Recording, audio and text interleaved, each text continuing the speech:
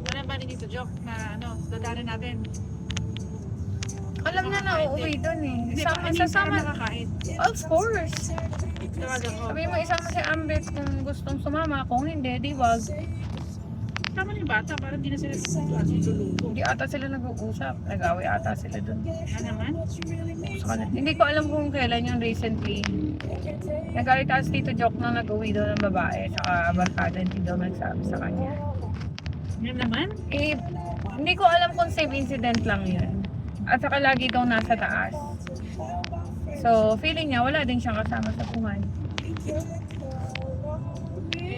Pero, sabi ko kay Tito Joke, no, kapisado kita. Ang kinikilala mo lang pamangkin, ako, si Joycey, si Jerry, si Joanne, si Ate Ana, Toto, saka si RD at saka si, Abby, di ba?